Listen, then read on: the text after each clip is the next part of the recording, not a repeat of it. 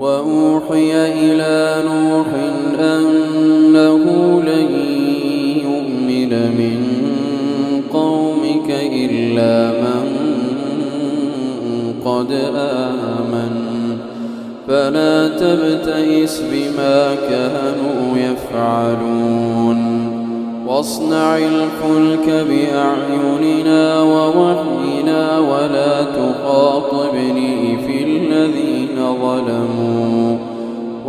تخاطبني في الذين ظلموا إنهم مغرقون ويصنع الفلك وكلما مر عليه ملأ من قومه سخروا منه قال إن تسخروا منا فإنا نسخر منكم كما تسخرون فسوف تعلمون من يأتيه عذاب يخزيه ويحل عليه عذاب مقيم حتى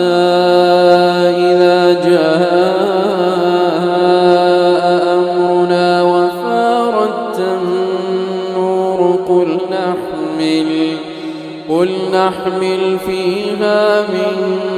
كل زوجين اثنين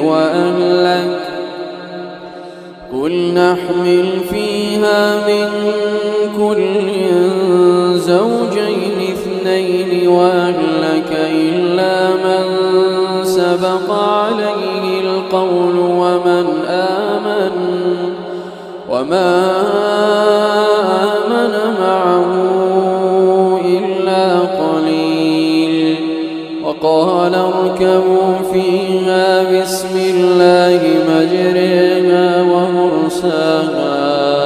إن ربي لغفور رحيم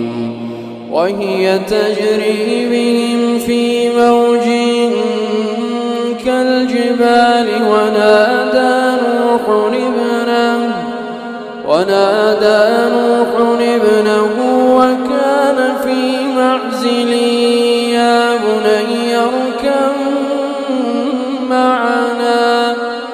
يا بني اركب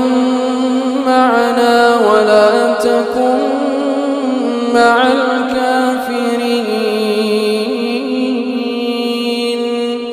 قال سآوي إلى جبل يعصمني من الماء قال لا عاصم اليوم من أمر الله إلا من رحم وحال بينهما الموج فكان من المغرقين وقيل يا أرض ابلعي ماءك ويا سماء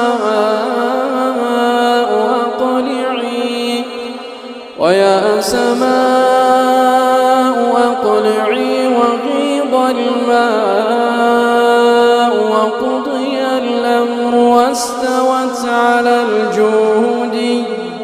وقيل بعدا للقوم الظالمين ونادى نوح ربه فقال رب إن ابني من أهلي وإن وعدك الحق وأنت أحكم الحاكمين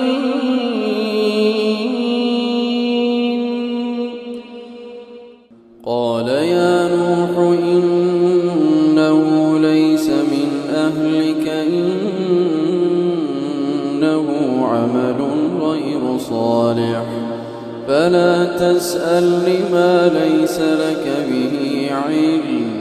إني أعظك أن تكون من الجاهلين قال رب إني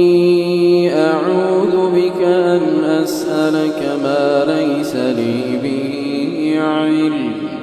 وإلا تغفر لي وترحمني أكن من الخاسرين. قيل يا نوح اهبط بسلام منا وبركات عليك وعلى ممن معك وأمم سنمتعهم ثم يمسهم منا عذاب أليم. تلك من أنباء الغيب نوحيها إليك ما كنت تعلمها أنت ولا قومك من قبل هذا فاصبر إن العاقبة للمتقين.